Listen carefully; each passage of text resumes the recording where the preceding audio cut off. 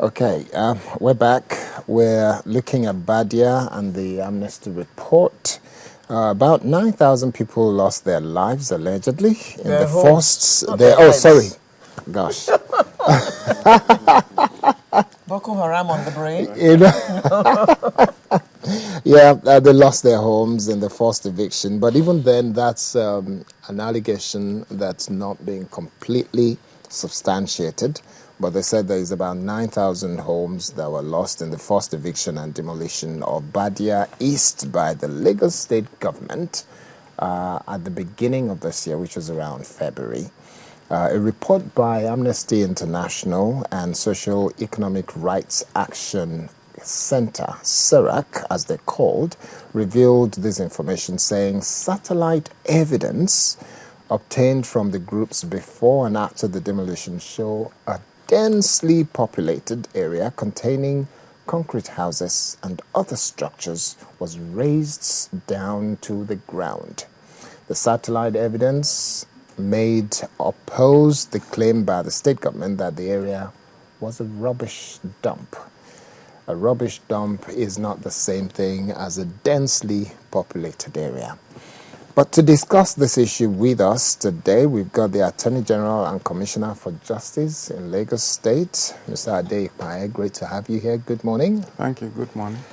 We'll be talking to a Nigerian representative of the Amnesty International, and this person is based in Abuja at the moment, so will be joining us from our Abuja studios, and that's Tosin Popola.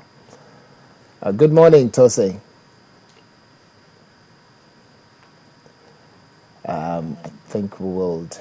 I hope that Tosin can hear us from our Abuja studio, but we'll go back to Tosin. But we're also waiting and expecting to have in the studio shortly a resident or former resident of Badia, Mr. Friday Ogunyemi. Now, we will start. I'm tempted to say we should start with Tosin, but let's start with you. When the government... I'm told that Tosin can hear me. So let me start with Tosin Popola, who works for Amnesty International. Tosin, let's start with you. There is a level of dispute about what is said to be the Amnesty International's report and also the video evidence that Amnesty says it's got.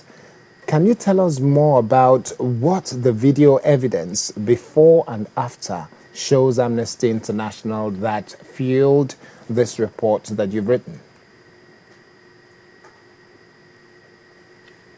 The report the research for the report was jointly carried out by Amnesty International and the Nigerian Social and Economic Rights Action Center, and video evidence by SERAC, which has been working with the community for close to 18 years, confirmed that high-density structures existed in the area. Reportedly cleared by the Lagos State government.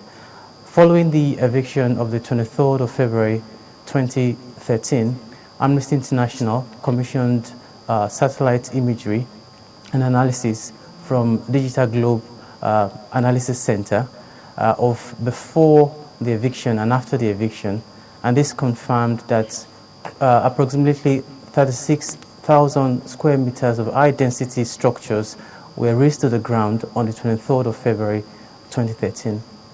Okay, when you say it was razed to the ground, was it by fire or was it a case of they just brought in caterpillars and equipment to destroy those properties?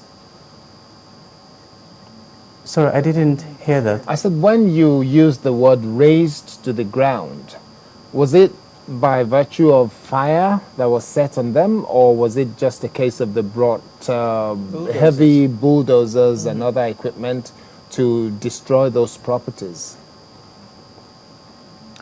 On the 23rd of February 2013, the Lagos State government sent in bulldozers into the Badia East community, and with the support of heavily armed police officers, they demolished at least 266 structures in the Okelueri area of Badia East and parts of Ajiromi, And Amnesty International and SERAC, during the research carried out in May, interviewed over 40 affected people of Badia East, and testimonies confirmed that that bulldozers were sent into the community by the Lagos State government, and that heavily armed police officers supported the action of the Lagos State government. And on that day, several structures were demolished by the officials of the Lagos State Task Force.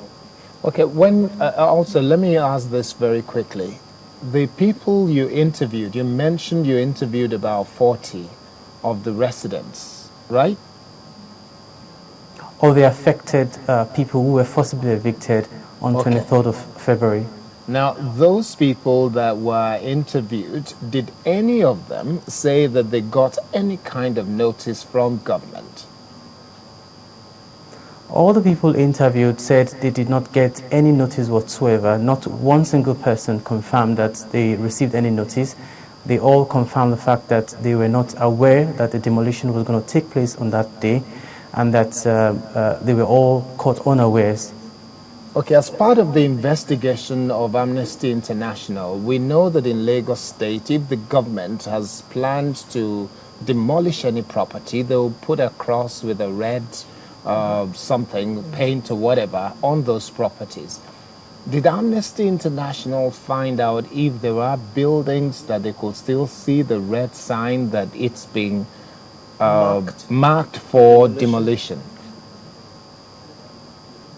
So I didn't hear that. I was saying that in Lagos State, when the government has intention of demolishing any property, you will notice that there's a red mark, an X or cross put on that property for a while. Did Amnesty International investigate and find out, or found out, as the case may be, that there were properties that were actually marked, or there was no sign of anything left to be able to identify any red marks on any property?